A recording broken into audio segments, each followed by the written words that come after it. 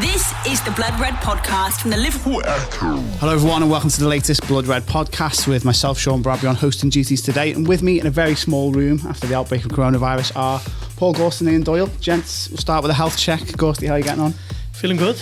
I was in Madrid 3 weeks ago, but so far so good. No self-isolation for me as of yet, so we'll see.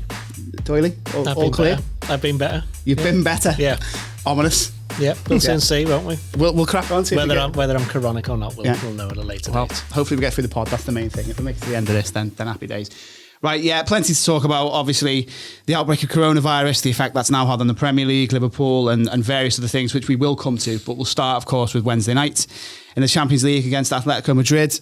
Gents, you were both there in the press box, and Gorsty, I have to say, I was in the office working this one, and some of the scenes outside the ground ahead of it were just unbelievable. Whether people were obeying the right advice in terms of coronavirus, but I don't know about that. But it just felt like it was shaping up to be one of the kind of great Anfield nights under the lights in Europe, and for 97 minutes it pretty much was.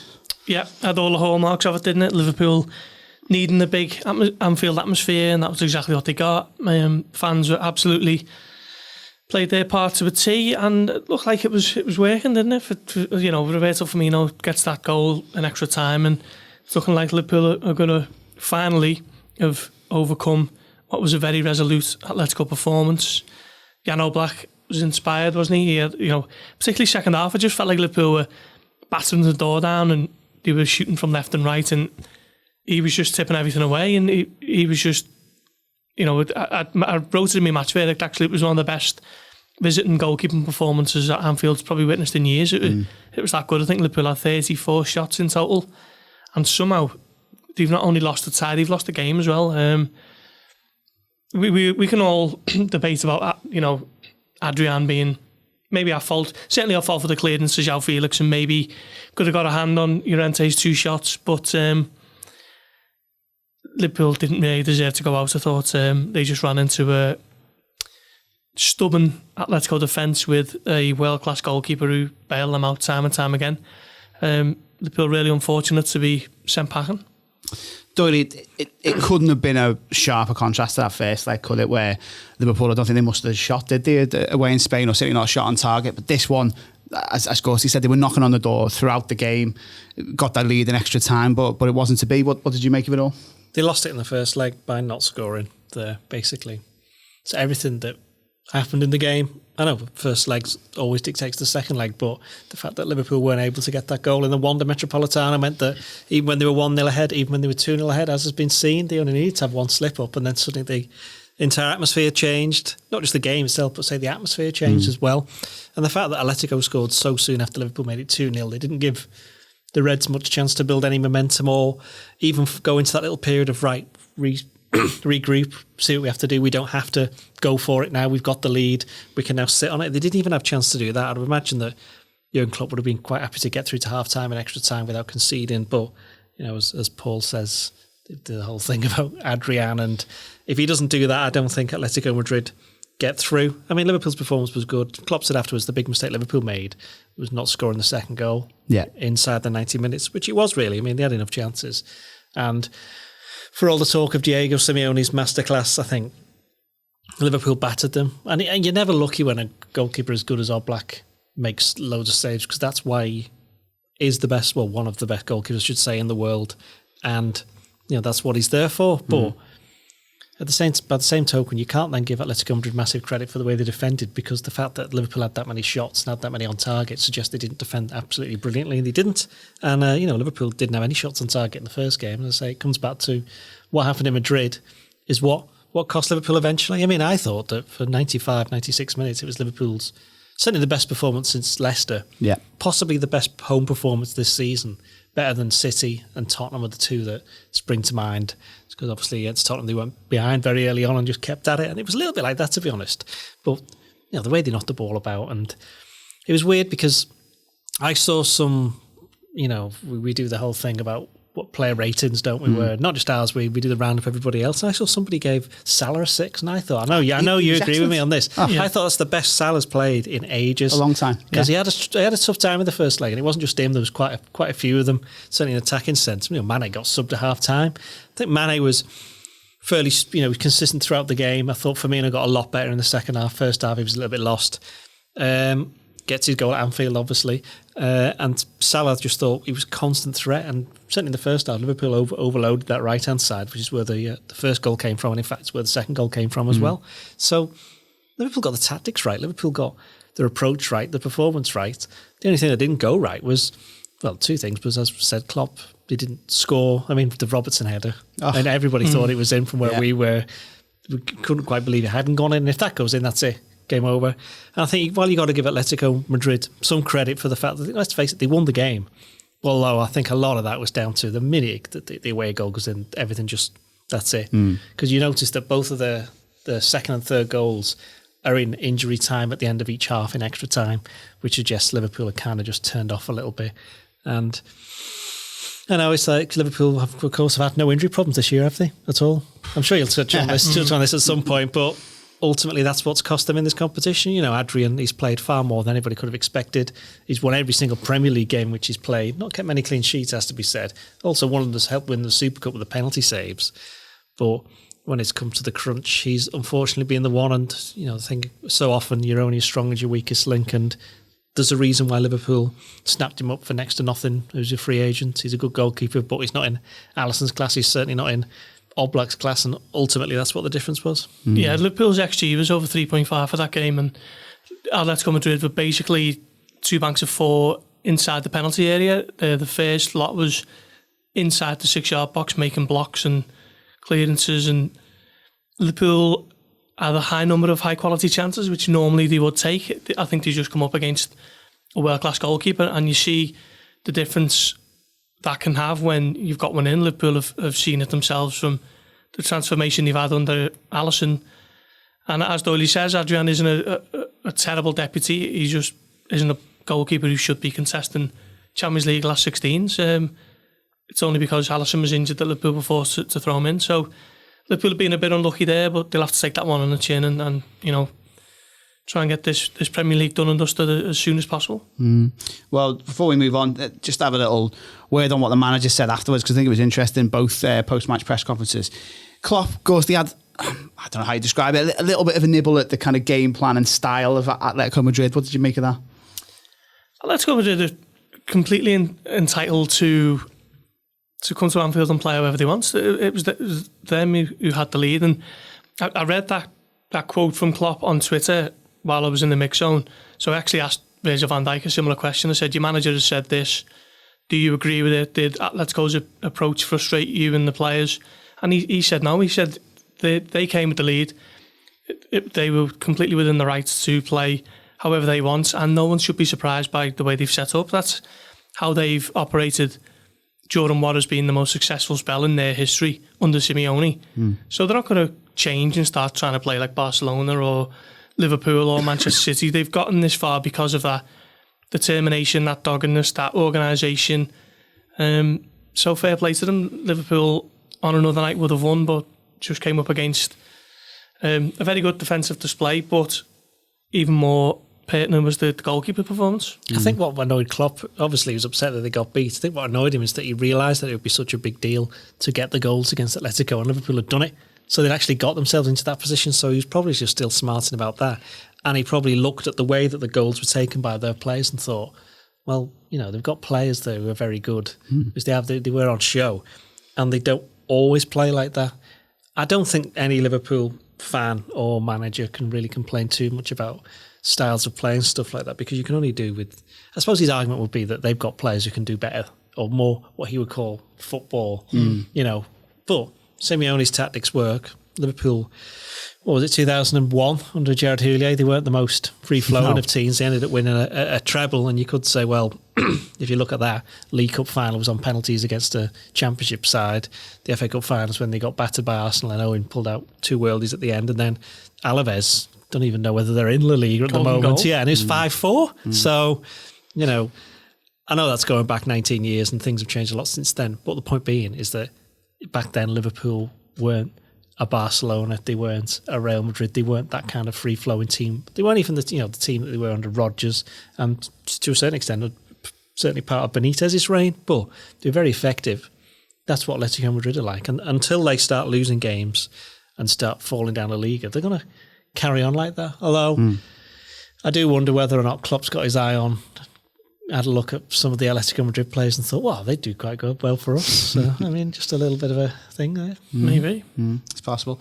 And we'll move on to Simeone's comments. Start with you on this one, Gorst. I thought he was actually quite magnanimous afterwards and, gave Liverpool their due credit, and even went as far as to say that the result in some sense was unjust because of his take on away goals. What did you think of those comments? He would have been within his rights to stick two things up to Klopp and say, well, I've come here and scored 3 and beaten you home and away, so what are you moaning about? But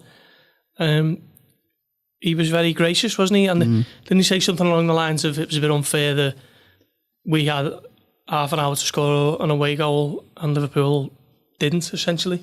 So I thought they were very classy comments. It's not someone you normally associate with being someone who is, I don't know how to phrase it really. I mean, he's a fighter, isn't he? He's not someone who you normally associate with being a classy manager with, saying the right things. But on this night, I think he did.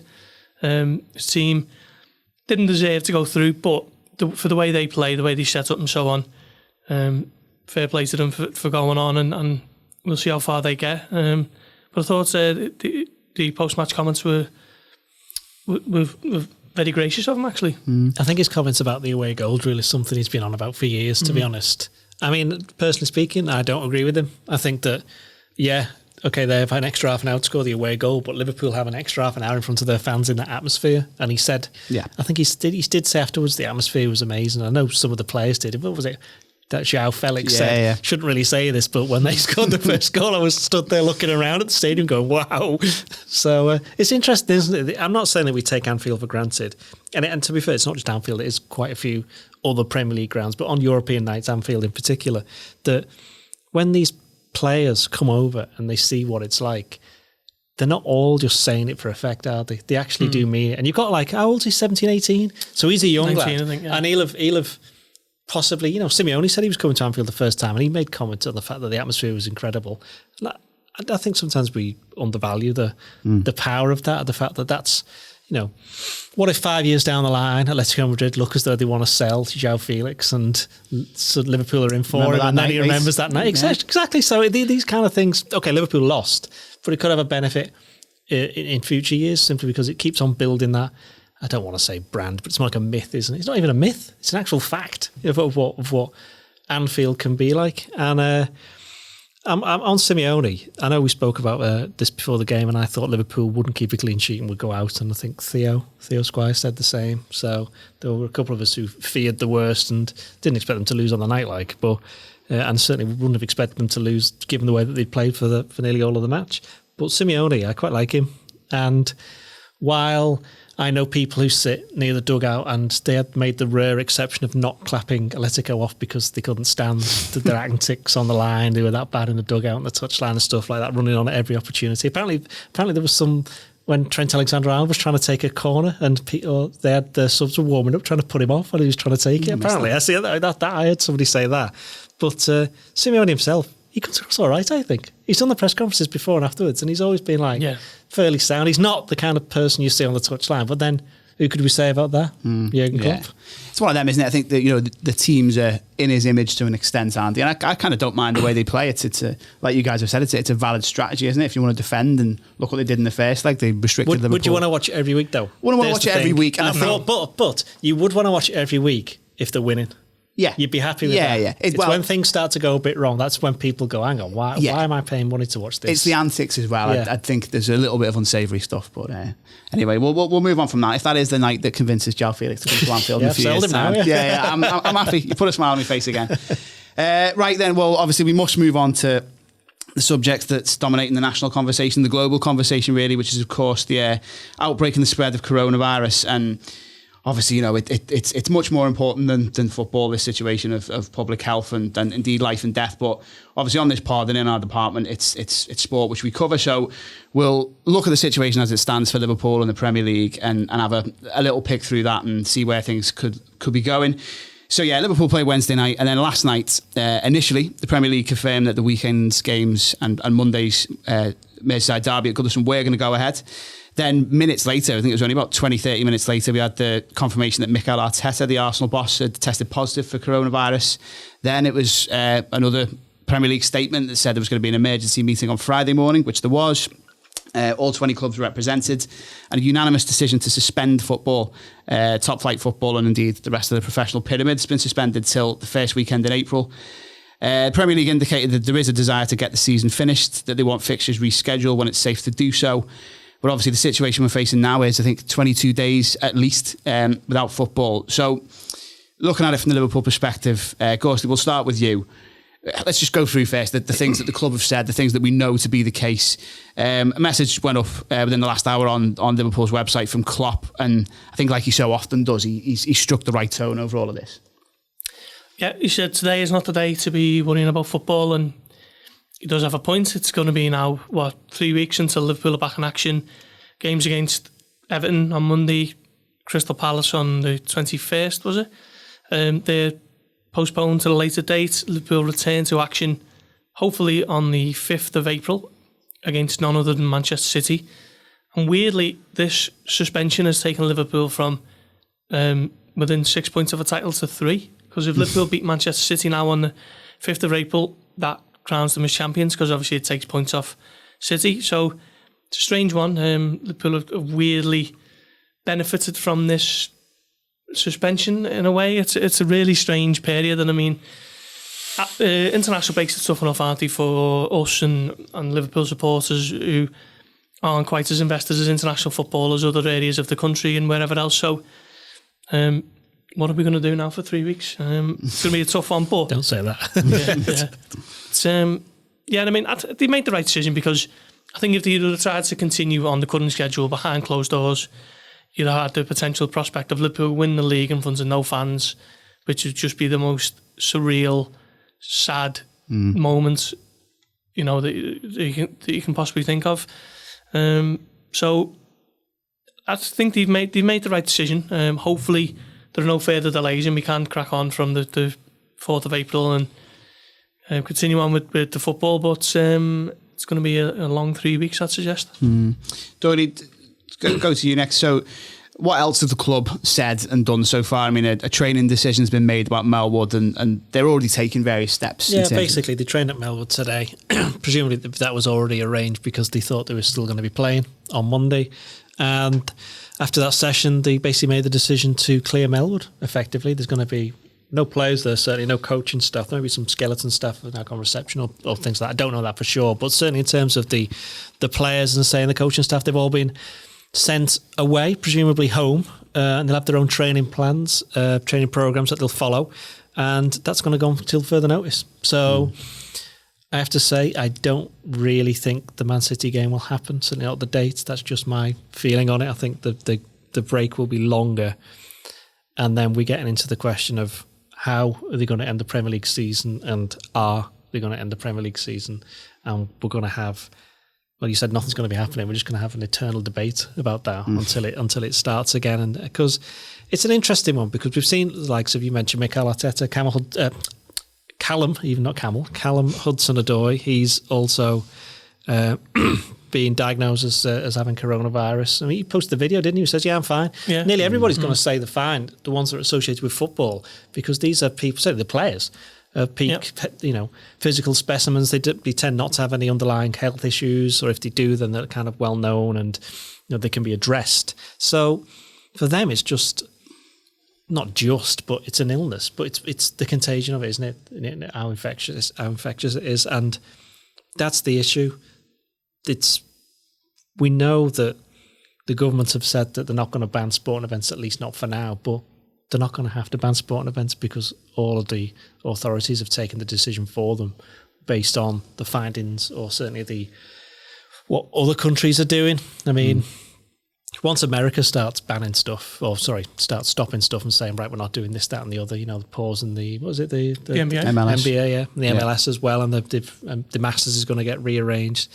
Thing is that for a lot of them, the Masters can take place in October or whatever. Because one thing we know from history on these kind of pandemics is that they will eventually subside. We've already seen it in China. It's going to be there, and it's going to be there for a long time. We're talking months, possibly years, but it's not going to be quite as, without wishing to go all medical on us all. And this is just from basics from reading and knowing lessons from history. Yeah, is that it's going to get worse, but eventually it will get better. Is basically what the message is going to be. So it's about protecting each other. Klopp said in his thing, it's just keeping an eye on each other and making sure it isn't spread in certain ways. And for the Premier League clubs, they all unanimously voted, as you say. They wouldn't want to risk themselves at risk of because of containing this virus, because they've got families, they've got friends, they've got the people most under threat, as we say, the people with health issues, and certainly ones who are over the age of, I think it's 70. Yeah, so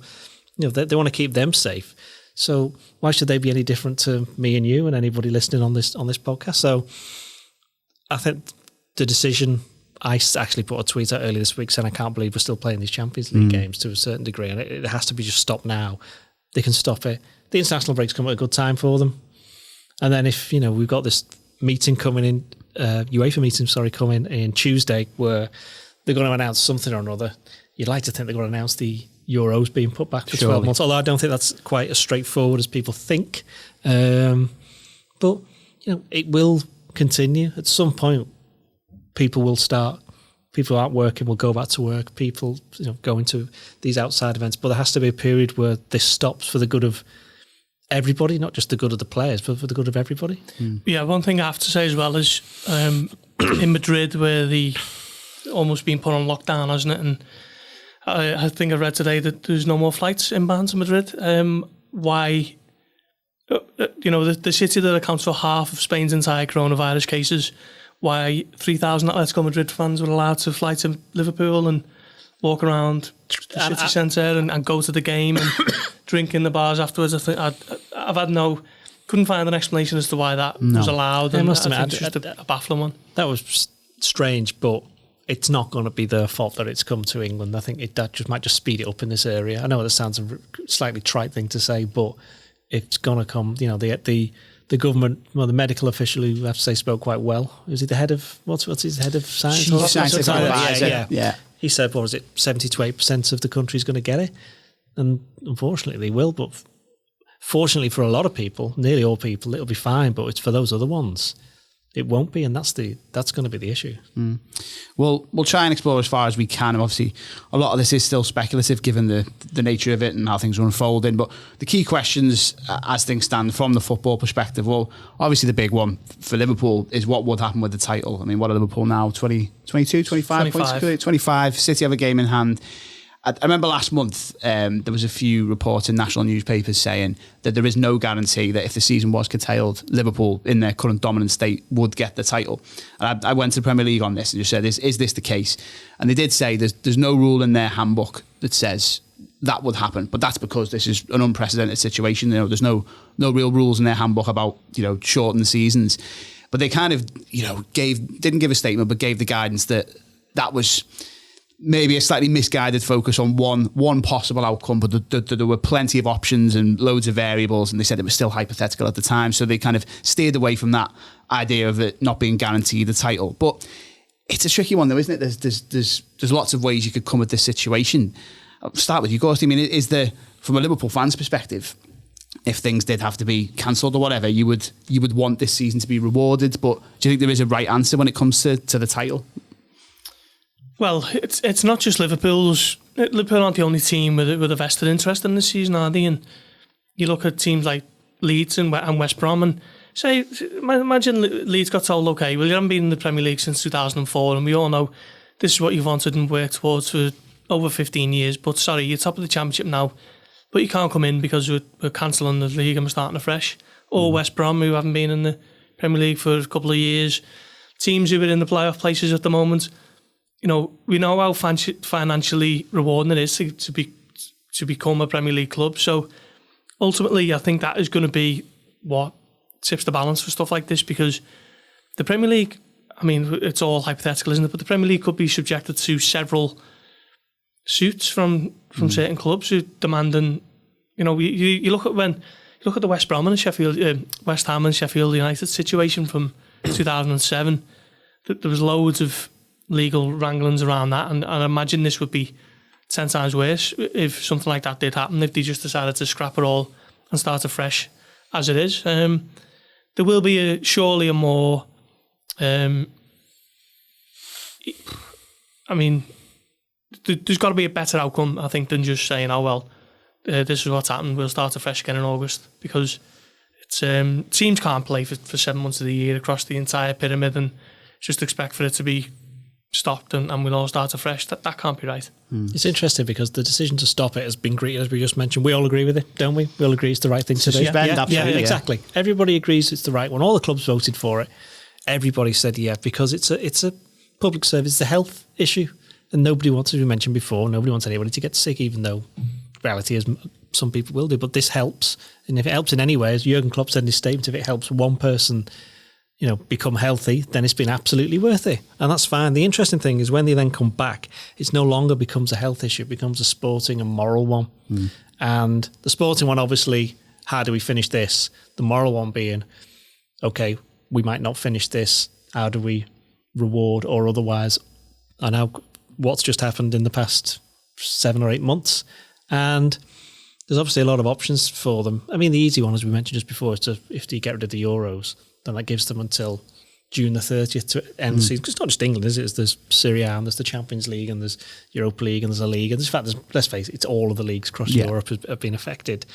But with England and Italy and Spain and France and Germany, they're the main ones. It's interesting, Germany, they're still playing, aren't they? Germany playing their games behind closed doors. I think there's been a few games that have been affected because some of the players, I think some managers I think he's been diagnosed with a Paderborn, is it? I think he's the manager there. There's been a Werder Bremen player or Hanover player, sorry.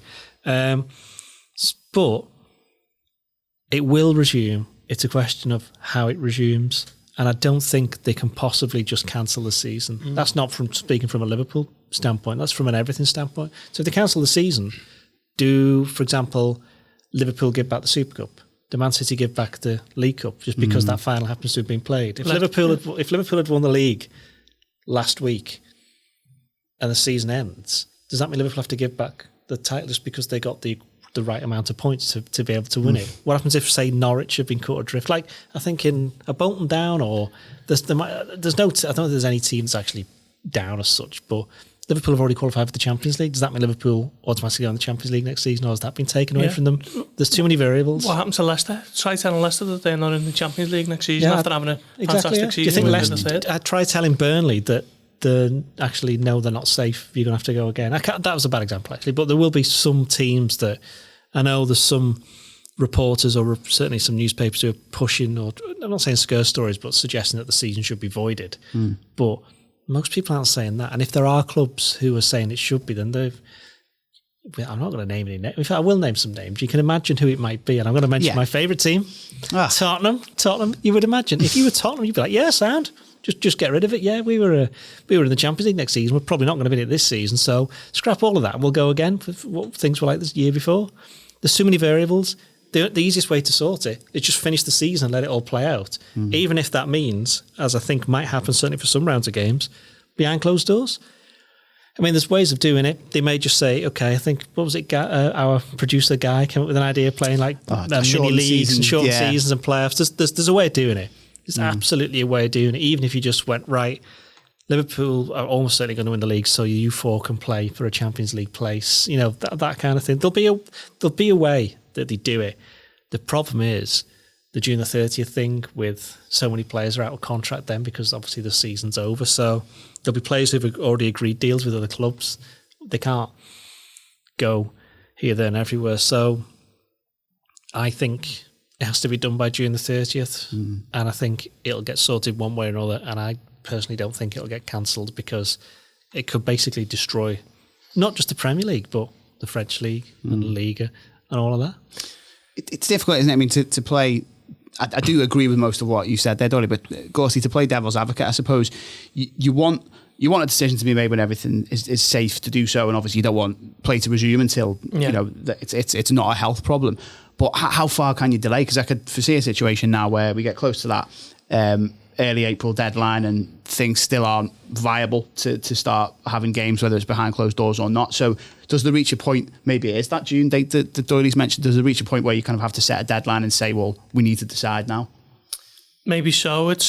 I mean, there's only really Real Madrid and Manchester City and Manchester United who are still in with a good shout of progression in Europe, really, isn't it? Wolves as well. Wolves, yeah. Obviously, look at Tottenham have already gone out, so have Liverpool.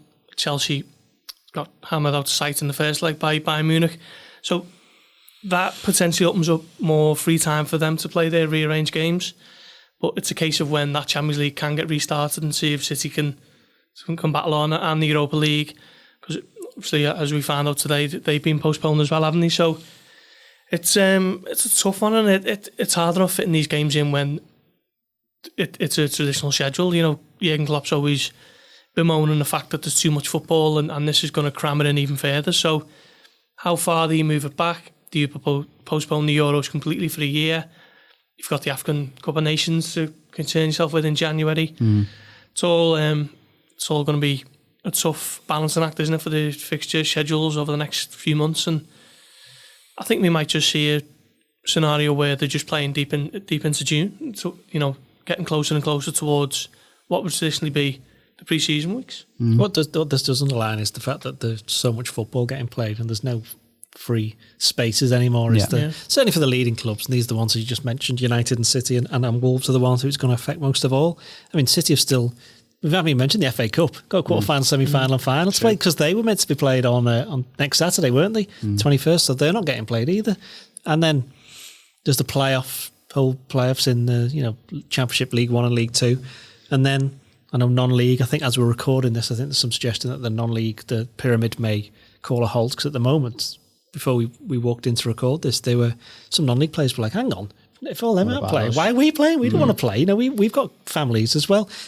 I mean, just talking generally on a society thing, is that there will come a point, whether it's 3 weeks, it won't be 3 weeks, it'll be longer than that, whether it's like 6 weeks, 2 months, 3 months or whatever, where if everything's stopped, we have to go, we're going to have to start going again here. You know, and that's when not just football, but absolutely everything will start going back to normal. As said before, you look at what's happened in China, they're starting to get back a little bit to normality because they took the drastic step of where it started. Italy, I'm sure, in a month or whatever time it takes, will start getting back to normal, and it'll be different, and it'll be different for a long time after that. And I think this is something football's going to have to get their head around now, is that what happens after this, it isn't going to be the same, and it's not going to be the same for a long time. And it's kind of works in a way because they've got that World Cup coming up in November 2022, which was already going to disrupt the seasons and everyone was moaning about it. This might be the perfect chance then for them to just realign for a couple of years and work around the fact that that World Cup is then. It's a fair point, actually. Well, I think we've covered most of the main points. One final one, which one of you guys did touch upon, but is the idea of playing games behind closed doors. I think it was a Times report this week which kind of outlined details of a possible government crisis plan, which if it did have to come to this stage, they could put in action. And it mentioned, obviously, the idea of playing behind closed doors, but streams in homes for people who had tickets to the games, no matches being shown in pubs to avoid kind of congregations there. And you know, I think some managers and players in the wake of that, and as discussions have gone on, have had their say. I'm pretty sure Van Dijk was speaking about behind closed doors games and that he wouldn't like the idea of it. We'll just go to you both on this as a final thing. Then, do you think it would be viable, Gorsty, to do that for an extended period of time? Well, once you're not congregating 50,000 people into Anfield, they're going to go somewhere else, aren't they? They're not all going to sit in their house and watch it on the telly or whatever, because that's just not how it works. People are going to pack into pubs, so you're basically just moving the problem to somewhere else. So it takes away the soul of the game anyway, doesn't it? If you've ever seen a game behind closed doors, it's just something not right about it. It's surreal and it's a little bit off, and normally it's done because something's gone very, very wrong. So I think the postponement is probably the better solution at this stage. I'm thinking of Liverpool if they were to go behind closed doors and Jordan Henderson lifts the Premier League title against Crystal Palace later this month and no one's there to see it. It's 30 years and Liverpool have been given the best moment of 3 decades and no one's there to see it. It's just not right. It's not what the whole thing's about. You've just essentially got sport for the sake of it then. So for me, it's the lesser of the two evils is to postpone it for now. I mean, I think there's a reason why when clubs get punished, they're punished by having their games played behind closed doors, because it is seen as a punishment, because it annuls to a certain extent the home advantage that they've got.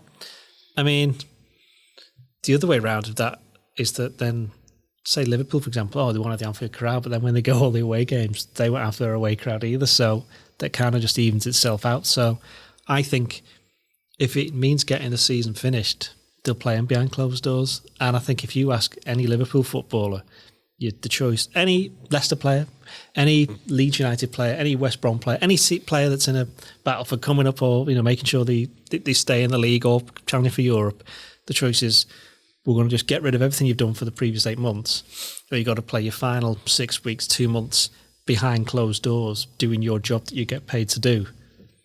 Then they'll choose play behind closed doors, because at the end they get a medal, they get where they want to be for the next year, which is why I was saying before, no matter when it comes back, it's just going to carry on, even if it's just going to be different to what we've expected, certainly for quite some time to come.